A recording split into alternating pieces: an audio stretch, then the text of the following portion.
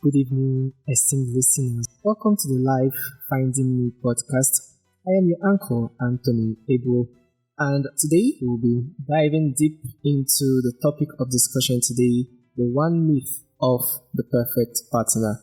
This is the 11th episode of the third season of the Life Finding Me podcast. And today I have two very great people in the studio.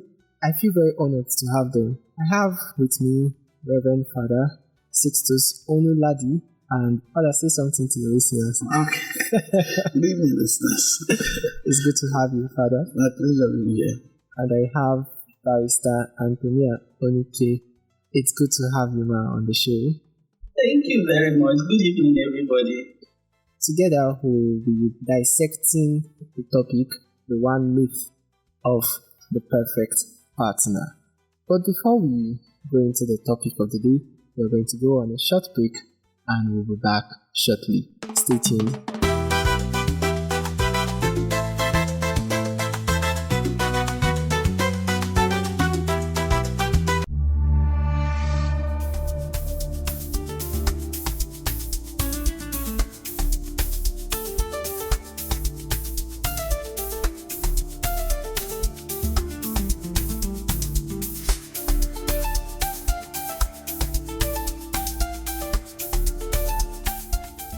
Adulthood na scam.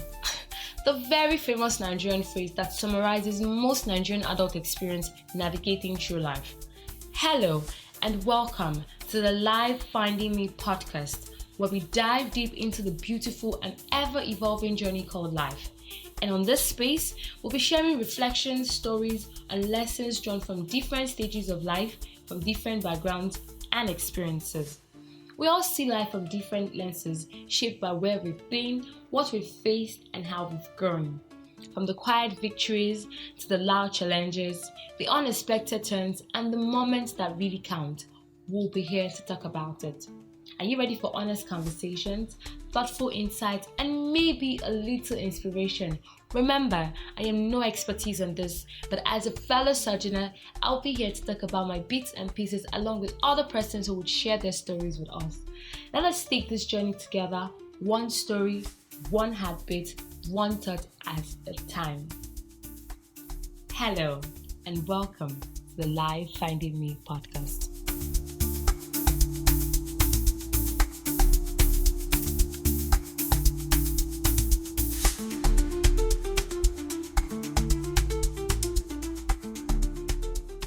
Welcome back. It's still the Life Finding Me podcast, and the topic is still the one myth of the perfect partner. The one myth of the perfect partner. I'm going to ask my guest for today. The myth of the perfect partner, is there really a perfect partner? Is this phrase, the perfect partner, a myth? Is it fantasy or is it reality? Let the ladies go first. Ladies first. Of course. Actually, there's this thing in the Bible that says that only God is perfect. Only God is perfect. It's so difficult for human beings to be perfect. So if you think you're going to find a perfect human being, then you're wasting your time because nobody is perfect. We all strive to be perfect, and people should strive to be perfect after God. But not that anybody is perfect. So, a perfect partner, you can never get a perfect partner. Okay. Yeah. This is heartbreak too soon. That's the truth. Well, it seems like the younger generation don't like the hard truth. Barrister Onike has just dropped it from the get-go. The myth of a perfect partner. I'm going to call it a myth. Yes. A myth is a story told to explain a reality as it were. It may not be exactly an accurate account of what happened word for word, but a story told to explain a reality is a myth. This is not a dictionary definition, but I guess I'm doing this by offhand. So, and I'm saying also, dissecting the myth of a perfect partner. Barrister Onike just mentioned, I think you referenced Matthew chapter 5, verse 48, you must be perfect as your heavenly Father is perfect. However, we know, human as we are, when Jesus was accosted, Good master, I say nobody's good. So that says, are we not perfect as humans who have our defects, who have our concupiscences, and we have all the hard work to do, everybody longing towards a better version of yourself. So no perfect human being out there. Then combining the myth and a perfect partner, for me, is a troubling phrase. Okay, so it's a myth, it's a myth. So let's just assume that somebody out there has some virus in the head and is assuming there's a perfect partner somewhere. So myth of a perfect partner, there's no perfect partner. So I agree with Anthonia Onike. Okay, thank you very much for that, Father. Well, coming from this culture, there's this culture that is being glorified now, the culture of idealism, where, we see things as we say, this is how this should be, this is how this must be. And we have dreams and we have pictures in our head of, okay, this is how my partner should look like, this is what the qualities the person should have. So, should we focus on what should be or what is? What should we focus on? What should be our focus? Is it the qualities and the idealization we have created in our heads or reality? One thing to talk about is, okay, she said ladies first after men. Since she went first the other time, maybe because of my philosophical background, I tend to deal with the words first. Idealism and realism are old philosophical concepts, precepts that philosophers have always dealt with. If you are an idealist, you have some level of utopia in your head about a perfect picture somewhere. This comes from Plato's work and the world of forms. You're looking at how the current situation is and there could be a better, because the shadow you see has a perfect picture behind the shadow. So idealists tend to be caught up in the head. Realists deal with reality as it were. Empirical facts, empiricism also come from realism. So let's move away from semantics. Okay.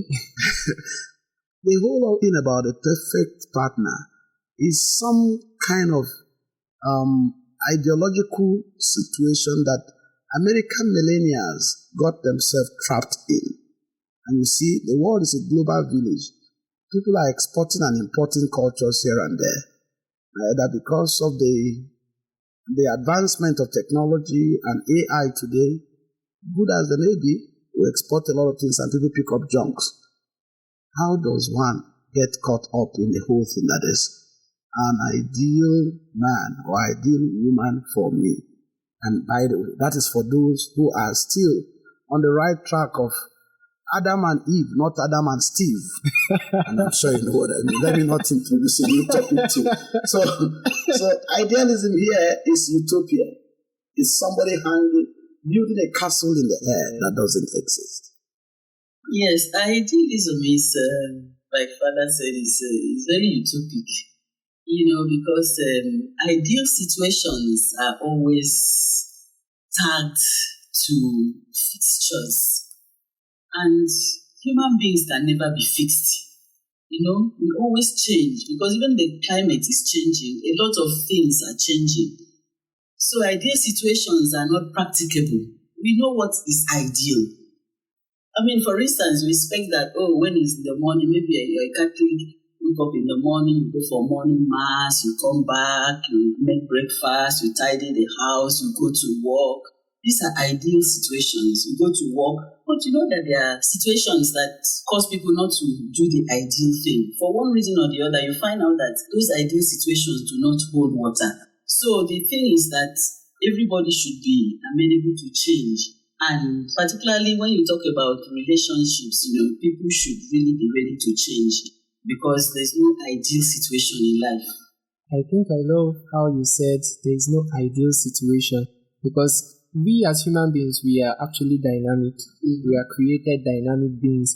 From infancy, we change from being an embryo to being infants, to being kids, to being young adolescents, to being adults, and we keep on growing. So even the human person naturally is not a fixed being that is not changing. Not a static being. Yes, not static. We change, we evolve as time goes on. Okay, then what about this concept of, okay, it's still in the idealistic concept of, you have a lens. Let's say, let me speak for myself as a man. Let's say I want a woman who is fair, who is in the medical field, who is, and all of those characteristics. And then we keep on looking and looking and looking for, that particular person who fits that narrative, that lens you've already created. So, should we judge people through one lens, or should we, how should we judge people? Should we be open, or should we still have, certain characteristics that we look forward to in a partner? Since you've clearly stated that there is no perfect partner, people broke the heart of our listeners quite early. I was thinking it will come maybe towards the end. But since it came very early, I'm going to ask, okay, should we still have certain standards, certain qualities we look forward to in a partner? And if yes, what should those qualities be? Should they be, based on, I don't want to create anything, so it's not be like it's me that created the parable. I think there are certain basic things that you really have to look for. And these are things that are actually supposed to be fundamental to you as a person. So if, for instance, you're a truthful person, you probably want to look for somebody who is also truthful. If you're a person of integrity, you want to look for somebody who has some integrity. Like we said, there's no perfect person. So you also have to make room for, imperfections in persons. So even though you may want a fair person, you may find out that there are some other qualities that are, that are more fundamental than fairness. Because they say that what is in the heart you cannot see from the face. So you might see a fair person that you said, oh, this is the person that I really would want because it fits, is a clear fix, into what I wanted. But you find out that this fair person does not have such fundamental beliefs that you have.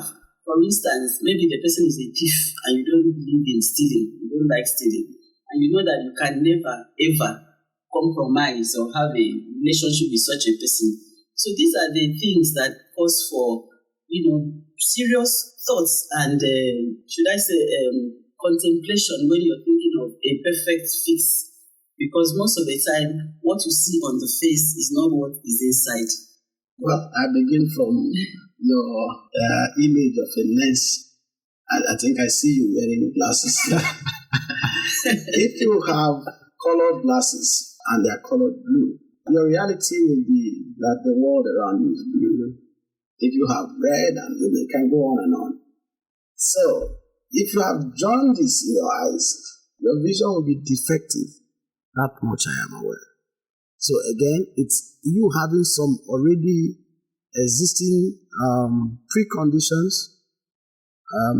some categories in your head that you are imposing on the world and the people around you.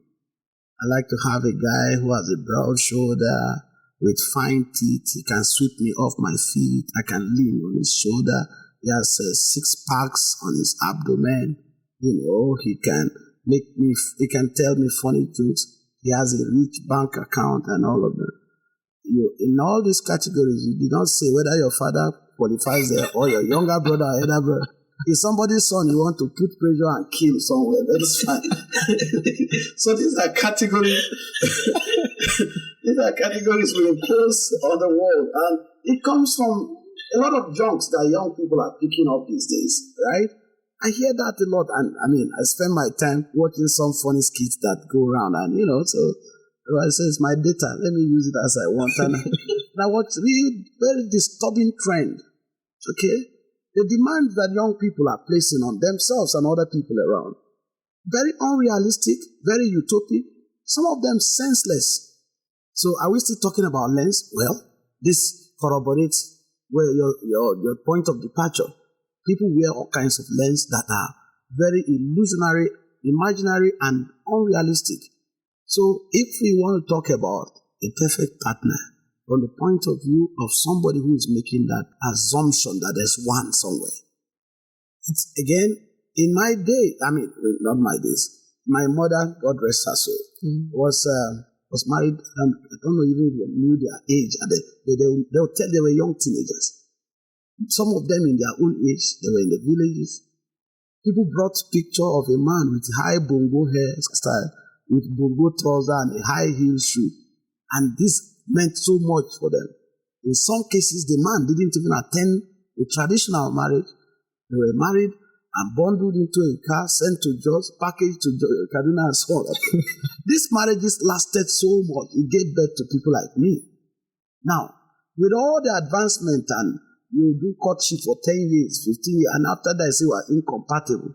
15 years, you are building relationship as if you are Julius Berger. Well, let me not take your time. You know what I'm talking. So, anyway, next question.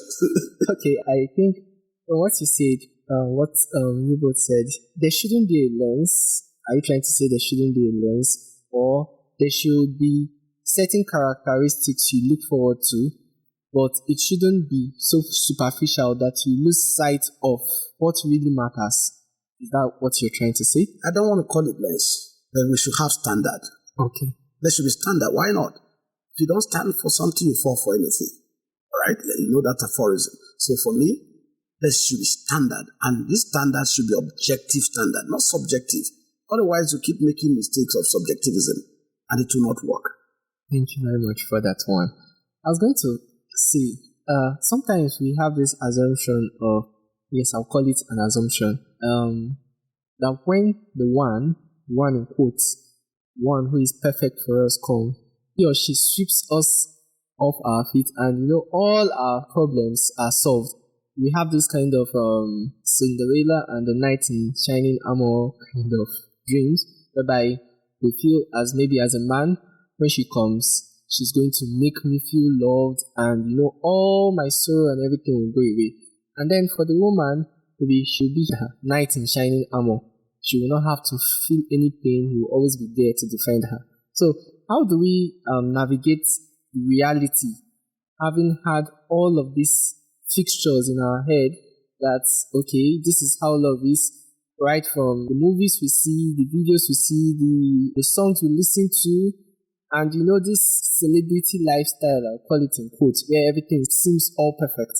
How can we navigate that and let go of the belief that in as much as we found the person who is good enough for us, we could still have these problems?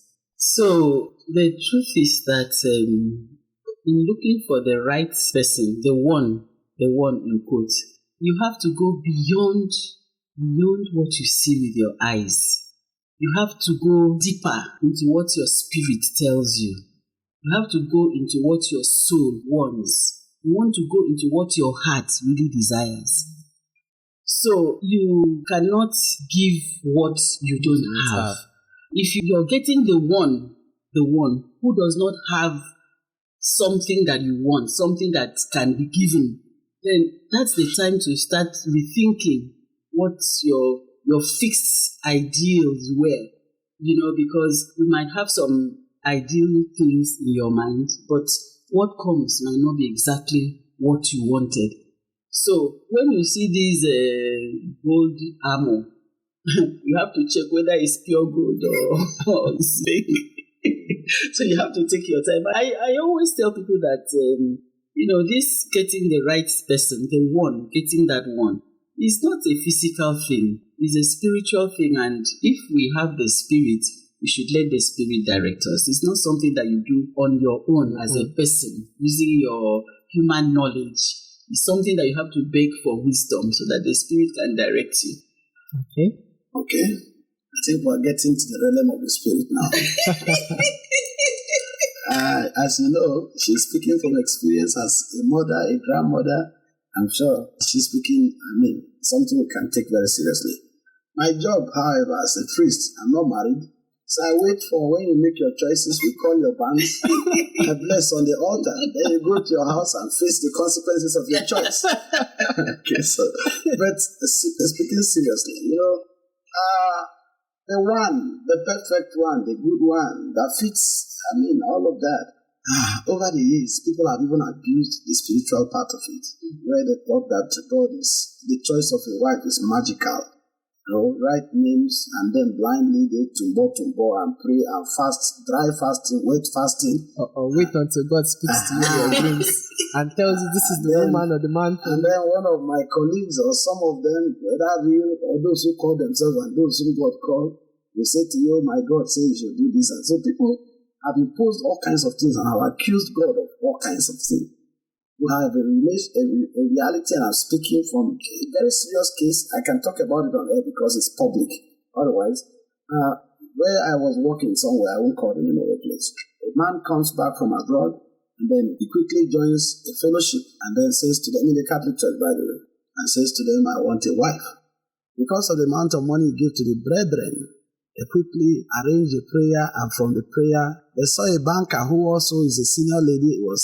He's been asking for prayer, so they made a quick arrangement. The sister insisted we run a test, which of course is what we will ask them to do before the marriage bans and all. The man ran a test, and his health was compromised. A red flag, big red flag. Guess what? The brethren in the fellowship said, go ahead, the Lord says it's your. They went ahead because the Lord said. Which Lord? I don't know. They don't ask me. I'm not the interpreter of God's in that context. Anyway, I'm bringing this story just to make it as real as it gets. Yes. Next thing is, the lady went into this man. The man went back to where he came from. As he was leaving Nigeria, he was in prison because he's into shoddy deals. He does drug. He was locked up in an African country. That was when I came to that state. I got to know of the matter. We all started joining with our praying genuinely for his release. All the money, salary loans this girl took from the bank was to help push until this man was released.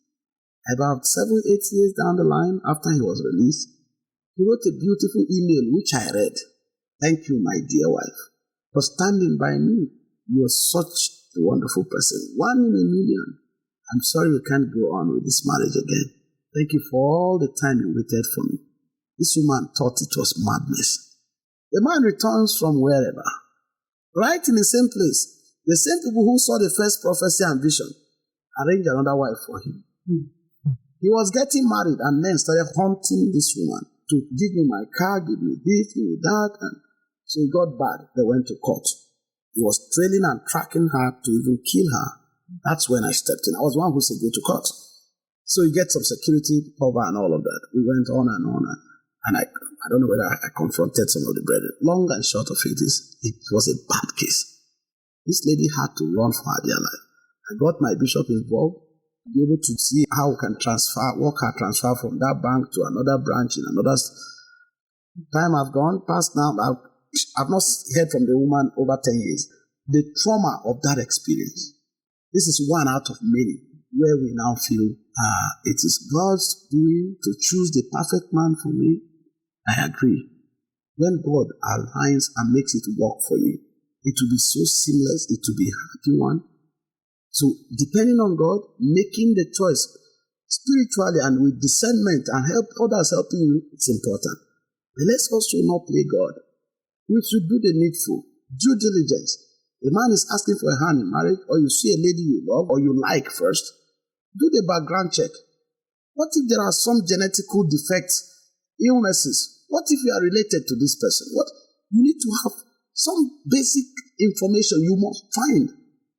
After that, you can now begin to say, I have option A and B. Where does God want me to spend my life with my partner? This is my own way of looking at it. That beyond the fantasies of the movie, you watch the movie and want to act everything in the movie, forgetting that in every scene of the movie, there is a cameraman. There are all kinds of people who stage manage this to make it sweet. Okay, I actually want to add my voice to that because I may not be too young, I may not be too old, but I've been fortunate to have relationships, and I've come to know that actually there are different phases of a relationship. In as much as even when we find the person that we feel and we know is right for us, it doesn't mean that it will be like a smooth passage. Even a rose flower has thorns on it. So even that real person will reveal things about you, like trauma, past trauma, and hurtful experiences you've had, that you now be questioning yourself, is this person actually the real person for me? But it is not now in the revelation, but how you react to it and how you take on the journey together that makes the difference.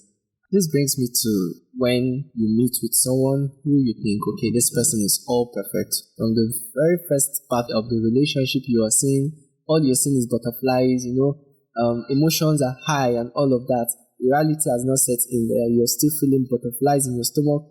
And then when you come back to reality and you see, oh, this person is not as perfect as I thought he or she is. And this person exposes one or two things about me that I do not like and I do not feel comfortable, and it goes on and on. It brings me to this thing that has been commonplace now, the phrase of what do you bring to the table? this, okay, we already know that, okay, this person is not perfect. So we now want to know, okay, since our partner is not a full package as we thought, okay, what do they now bring to the table? How should we look at this concept? Should we look at love from the concept of what do you bring to the table, or how should we look at love? I think that when we talk about love, we should look at love from the point of view of God being love. And, God is so tolerant. He's so kind. He's so faithful. He's so patient. So, when we're talking about love between two people, we have to look at it from that point too, and be ready to be patient, to be tolerant, and that's just the way to go, because all those demand sacrifice. To be patient, it takes sacrifice to be patient. You have to, swallow your pride, swallow your ego and things like that, so that you can live happily with somebody. The fact is, if somebody cannot bring something to the table, you look at yourself. What have you brought to the table? Can you share what you have? Because it's all about sacrifice. If nobody is perfect, it means that your imperfections are being tolerated by another person. So you should also tolerate the other person's imperfections. So if you bring 50% and the other person cannot bring 50%, then you have to work harder to make up for that person's deficiencies, and the other person has to also work hard to make up for your own deficiencies. I think that's just the only way to balance these things, so that the issue of what did you bring to the table or what did you not bring to the table should not even arise, because it is all about sacrifice. You have to sacrifice so much to be together. It's not an easy thing like that. It takes patience, it takes grace, it takes tolerance, and you have to overlook a lot of things, particularly when we talk about what did you bring to the table. It should not even arise. People should be ready to make sacrifices for each other. And I think God himself has tolerated us so much, so we should be able to tolerate each other. But on a serious note, it is important for everybody to bring something to the table. It is very important. But for one reason or the other, if somebody cannot bring so much to the table, it's not something that should cause a fracas. It's not something that should cause quarrel. It's something that people should work together to see how they can better their lot. I think that is... What do you bring to the table is a problematic phrase with two young people. Whose table? Yeah, I'm asking, whose table? What is the table made of? Well, what if I bring a table as well? Then what are you going to put on my table? So, and then someone will say, what if I am the table? Well, I say if you are not on the table, you'll be in the menu. So it's good for all of us to be on the table. They don't ask me what do I bring to the table.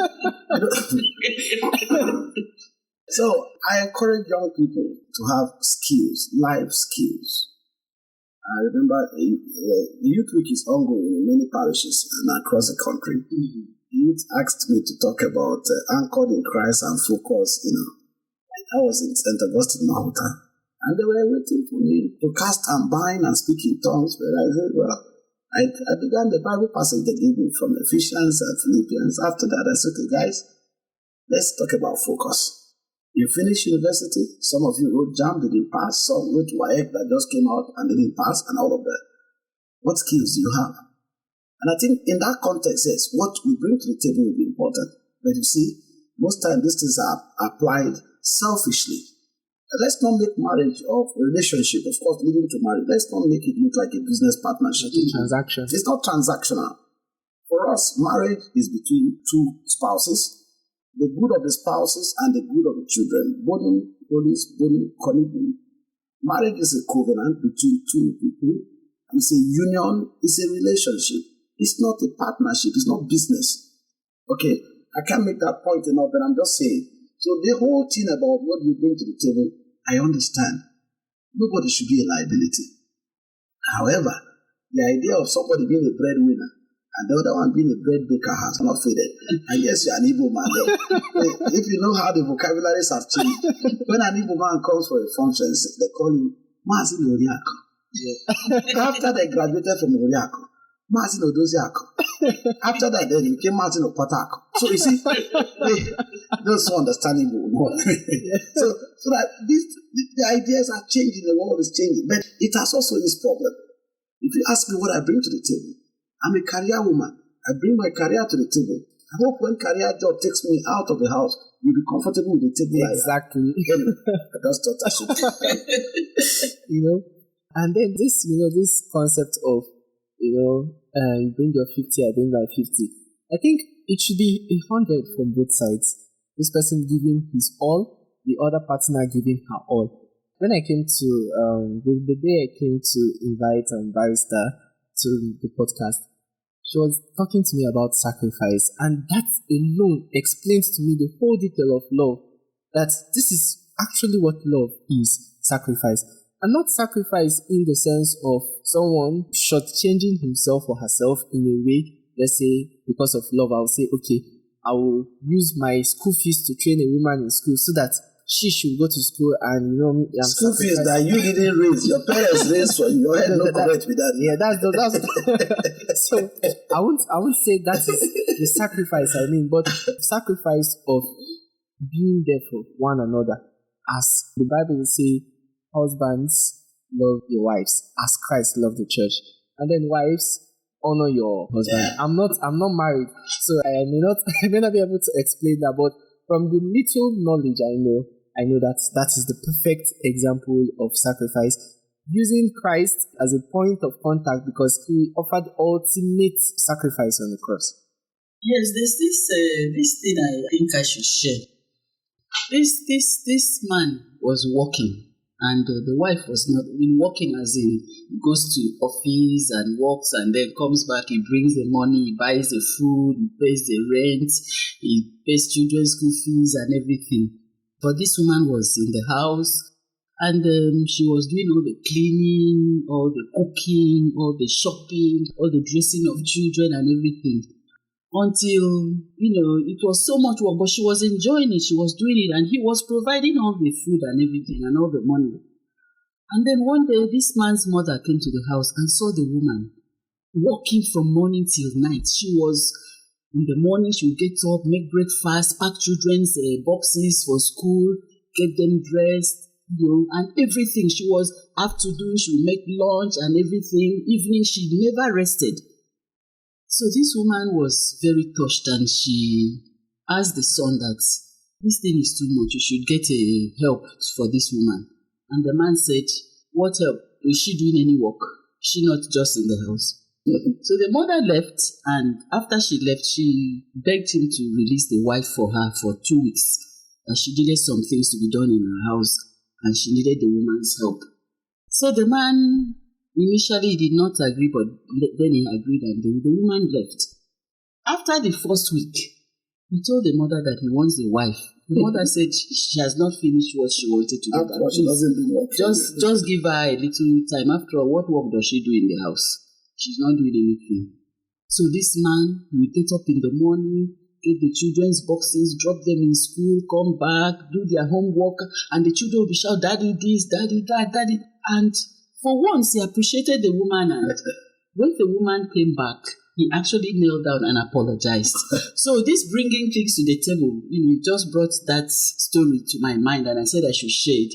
So it's not always, bringing money. There are other ways that you bring things to the table, and I think, like I said, we should just appreciate each other and make up for each other's differences. So if you're making food and shopping and washing clothes and ironing and doing, you have brought something to the table. And if you're bringing money and paying rent, you have also brought something to the table. Okay, thank you. We're all on the table.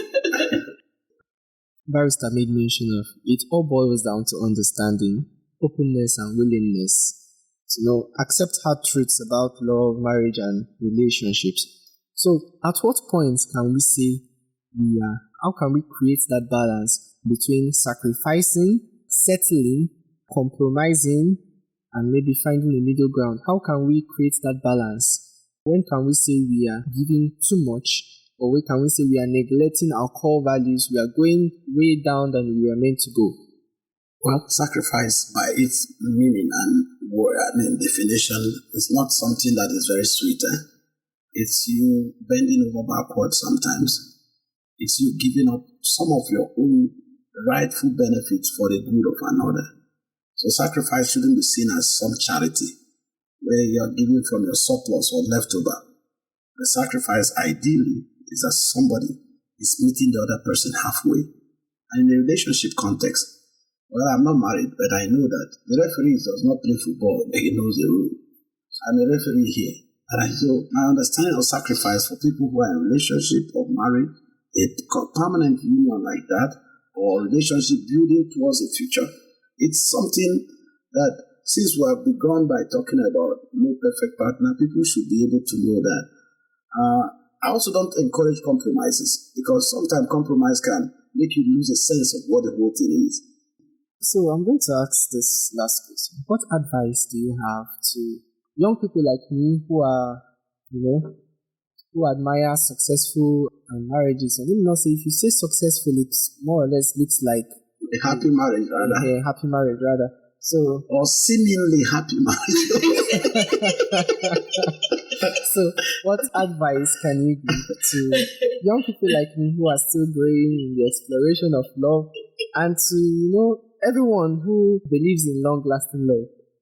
My advice for you: go and marry. Marriage makes you responsible. It gives you responsibility and makes you have a focus. Okay. Some of you young men especially, you choose to be butterflies, perching from one to the other, and then you wreck the hearts of many people and break their hearts like Arsenal does to us. But anyway, so my advice is go get settled. There is no perfect lady or woman. Pray, make your choice, get families involved, do the needful. If you're waiting to be a millionaire before you marry, chances are you may not even be one. So it's not about money. Some people are lucky, and if they plan their home well, they grow together with their spouse and build foundational wealth together. So my advice, forget about the myth of a perfect partner. It does not exist. Pray to God for a good partner. You yourself, be that good partner you want to see. Thank you very much, Father. Yes, I once attended a marriage celebration, and during the wedding, there's this question they ask. They will answer, I will, I do, and all that. And then it came to this, will you love this person all the days of your life? In good times and in bad. Good times and in bad times. In sickness and in health. Exactly. The man refused to answer. Real life. Real life. He refused to answer. He kept quiet, and the priest was waiting. Of course. And it was a white priest. He turned red. The man was red. He was waiting. And then, from nowhere, he just said, unfortunately, the microphone was very close to him. He said, this one go hard. I tell you. So, if you really want to marry, you must be ready to make the sacrifice, as I said. Because God is love, and He sacrificed so much for us. So we should be like that. We should learn to be patient. We should learn to be kind. You have to make up your mind that you are going to be ready to sacrifice for the person that you love, even to give your life for the person. Because that is really the height of it. That is the mark of it. You have to be ready to give your life to the person. And I don't think there's anybody that you give your life to that we don't love you or respect you. It's just like Christ died for us. After that, what else? You cannot do any other thing than to worship Him and respect him and love him because he has done so much for you. And that is how it should be with us human beings. Men should be able to be ready to die for whoever they want to marry. And then when they do that, it goes without saying that the person will also love you and respect you and have regard for you. People should learn to accept people as they are, not to expect that somebody will be perfect because you yourself, you're not perfect. So that is my advice to every young person. You want to marry somebody, like Father said, go ahead and marry. Don't bother about money. There's more to life than money. You know, when Solomon asked God for wisdom, God said, I give you wisdom and every other thing. So money is not it. Okay, thank you very much for that, Father. I want to sincerely thank my guests, Reverend Father Sixtus, Onuh, Ladi, and Barrister Anthonia Onike for being with me on this episode. I am really honored to have you. And to my listeners for listening and for Radio Maria for the opportunity to air my podcast on radio. I say thank you. The L.I.F.E Finding It podcast is available on different platforms where you can listen and subscribe on Spotify, Pocket Cast, Amazon Music, Audible, Spotify for Podcasters, Castbox, YouTube Music, and Buzzsprout. So you can always subscribe on any of these platforms and you are sure to listen to the podcast on any of these platforms. And you can follow us on Instagram and other platforms at L.I.F E Finding Me. That is L.I.F.E_finding me with no space between the finding me. And thank you very much for always listening to Radio Maria and for always following us on the L.I.F E Finding Me podcast. We'll come your way same time, same station next week. So for now, do have a wonderful evening and bye for now.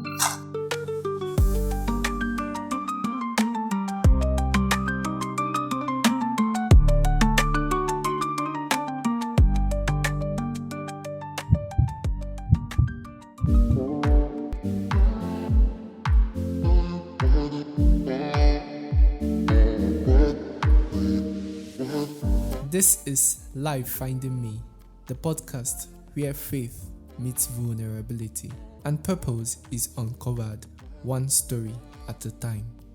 This isn't just about spirituality, it's about navigating life and its different phases with faith, with honesty, and with hope.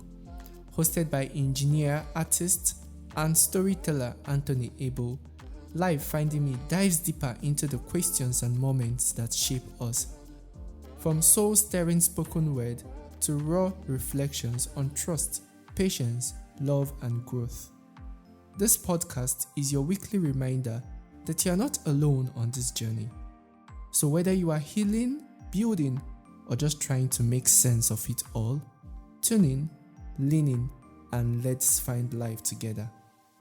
L.I.F E Finding Me, available now on Radio Maria 90.1 FM Kaduna, on Spotify, Amazon Music, Anchor FM, Pocket Cast, Castbox, and everywhere you listen to your podcast. Do subscribe and let's find life together.